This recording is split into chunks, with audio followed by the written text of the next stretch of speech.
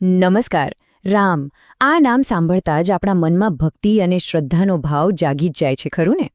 પણ શું આપણે ક્યારે વિચાર્યું છે કે આ નામ ફક્ત એક અવતાર પૂરતું સીમિત છે, કે પછી એની પાછળ કોઈ બહુ જ ઊંડું ગહન ફિલોસોફી અને કોઈ બ્રહ્માંડીય રહસ્ય પણ છુપાયેલું છે?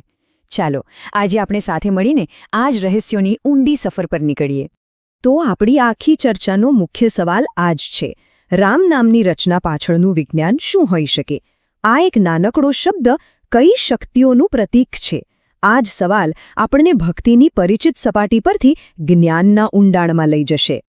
તો શરૂઆત કરીએ આપણા સ્ત્રોતથી. અહીં બહુ સ્પષ્ટ રીતે કહેવાયું છે કે શ્રીરામના સર્વોપરી હોવાના જે પુરાવા છે એ માત્ર પુરાણોની કથાઓમાં જ નથી, પરંતુ બીજ મંત્ર વિજ્ઞાન અને અદ્વૈત વેદાંતના સૂક્ષ્મ સિદ્ધાંતોમાં પણ ઊંડે સુધી વણાયેલા છે. આનો સીધો અર્થ એ છે કે આપણે હવે એક આધ્યાત્મિક વિજ્ઞાનની દુનિયામાં પ્રવેશ કરી રહ્યા છીએ.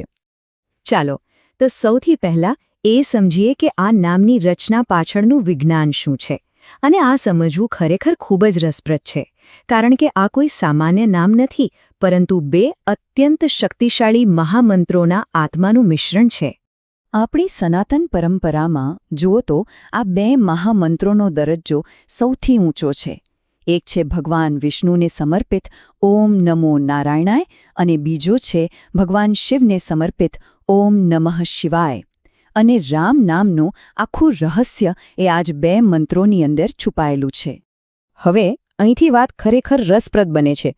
જુઓ, વિષ્ણુ મંત્ર ઓમ નમો નારાયણાયમાંથી લેવામાં આવ્યો છે અક્ષર રા. કહેવાય છે કે આ રા જ આખા મંત્રનો જીવ છે, એનું પ્રાણ છે. વિચારો કે જો મંત્રમાંથી રા કાઢી નાખવામાં આવે તો શું બચે? નાયણ. અને નાયણનો અર્થ થાય છે એવો માર્ગ જે મોક્ષ તરફ ન લઈ જાય. એટલે કે રા વગર તો વિષ્ણુ મંત્ર જ શક્તિહીન બની જાય. બરાબર. એવી જ રીતે શિવ મંત્ર ઓમ નમઃ શિવાયમાંથી લેવામાં આવ્યો છે અક્ષર મ. અને આ મ એ આ મંત્રનો પ્રાણ છે. જો આપણે મને હટાવી દઈએ તો મંત્ર બની જાય છે ન શિવાય, જેનો અર્થ થાય છે અશુભ અથવા જે કલ્યાણકારી નથી. આમ મ વગર શિવ મંત્ર નકારાત્મક બની જાય છે. અને બસ આ જ રીતે રા અને મ, આ બે જીવંત અક્ષરો મળીને બને છે રામ. તો સમજવા જેવો મુદ્દો એ છે કે રામ ફક્ત એક નામ નથી, પણ વિષ્ણુ અને શિવ બંનેની શક્તિઓનો સાર છે.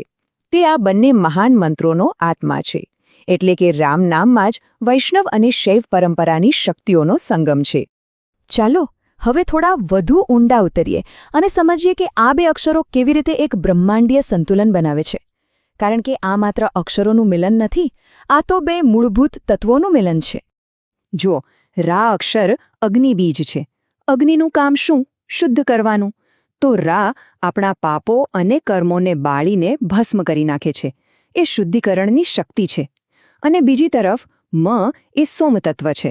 સોમ એટલે ચંદ્ર અથવા અમૃત, જે મનને શીતળતા અને શાંતિ આપે છે.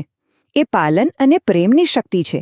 આમ રામ નામમાં જ શુદ્ધિકરણની અગ્નિ અને પાલનની શીતળતા બંને શક્તિઓ એકસાથે સમાયેલી છે. અને આ જ વાત શ્રીરામને ખરેખર અદ્વિતીય બનાવે છે. સામાન્ય રીતે શક્તિના આ બે સ્વરૂપો એકદમ તેજ અને પરમ શીતળતા અલગ અલગ જોવા મળે છે. પરંતુ શ્રીરામ કદાચ એકમાત્ર એવા અવતાર છે જેમના વ્યક્તિત્વમાં અગ્નિ જેવો પ્રચંડ તેજ પણ છે અને ચંદ્ર જેવી પરમ શીતળતા પણ છે. આ એક સંપૂર્ણ પરફેક્ટ સંતુલન છે. તો હવે એક સવાલ થાય કે ભાઈ, જેની પાસે આટલી બધી પ્રચંડ શક્તિ હોય તે એનું સંચાલન કેવી રીતે કરતો હશે? અને અહીંથી આપણે શ્રીરામના ચરિત્રના સૌથી મહત્વના અને કેન્દ્રવર્તી પાસા પર આવીએ છીએ: સંયમ. મર્યાદા જ સૌથી મોટી શક્તિ છે. સ્ત્રોત મુજબ આધ્યાત્મનો આ સૌથી ગહન પાઠ છે. સાચી શક્તિ એ નથી કે તમે શું કરી શકો છો, પણ એ છે કે તમારી પાસે અપાર શક્તિ હોવા છતાં તમે શું ન કરવાનું પસંદ કરો છો. આ જ છે આત્મનિયંત્રણની પરાકાષ્ઠા. શ્રીરામના જીવનમાંથી સંયમના તો કેટલાય ઉદાહરણો મળે છે. એમની પાસે તો અપાર શક્તિઓ હતી, છતાં તેમણે એક સામાન્ય મનુષ્યની જેમ સંઘર્ષ કર્યો. એમણે પોતાની દિવ્ય શક્તિઓનો ઉપયોગ માત્ર ને માત્ર ત્યારે જ કર્યો જ્યારે ધર્મની રક્ષા માટે તે એકદમ અનિવાર્ય બની ગયું. આ જ સાચો સંયમ છે. ટૂંકમાં સાચી શક્તિ પ્રદર્શનમાં નથી, પણ સંયમમાં છે.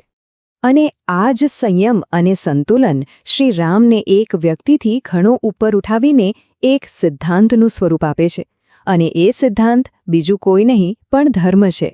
અહીં આપણે એ સમજવું પડશે કે ધર્મનો અર્થ માત્ર પૂજાપાઠ કે રીતિરિવાજ નથી. વેદોમાં કહ્યું છે કે ધર્મ એ તત્વ છે જેના પર આખું બ્રહ્માંડ ટકેલું છે. એ એક કોસ્મિક નિયમ છે, એક એવો પાયો છે જે આખી સૃષ્ટિને ધારણ કરીને રાખે છે. અને આ જ સંદર્ભમાં વાલ્મીકી રામાયણનો એ પ્રખ્યાત શ્લોક છે, રામો વિગ્રહવાન ધર્મ, જેનો અર્થ થાય છે શ્રીરામ એ ધર્મનું જ સાકાર સ્વરૂપ છે. મતલબ કે તે કોઈ વ્યક્તિ નથી, પરંતુ એ સિદ્ધાંત છે જે ચાલે છે, બોલે છે અને આચરણ કરે છે.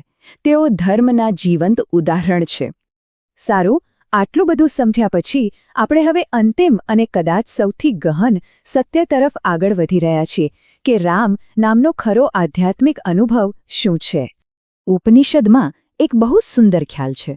એવું કહેવાય છે કે આપણો આત્મા, આપણી ચેતના જન્મોજન્મથી ભટકી રહી છે. એને શાંતિ ક્યાં મળે? સ્ત્રોત કહે છે કે જ્યારે આ ભટકતા આત્માને એનું અંતિમ વિશ્રામ સ્થળ મળે છે, એ સ્થાનનું નામ છે રામ.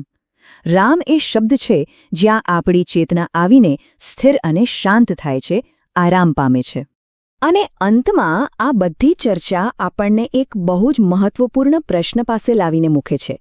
શું આ બધી વાતો માત્ર બૌદ્ધિક રીતે, મતલબ કે દિમાગથી જાણી લેવી પૂરતી જ છે, કે પછી આ જ્ઞાનને પોતાના જીવનમાં, પોતાની ચેતનામાં અનુભવવું પણ એટલું જ જરૂરી છે? રામ તત્વને જાણવું અને રામ તત્વમાં રમમાણ થવું, આ બે વચ્ચેનો જે ભેદ છે એને સમજવો એ જ કદાચ સાચી આધ્યાત્મિક યાત્રા છે.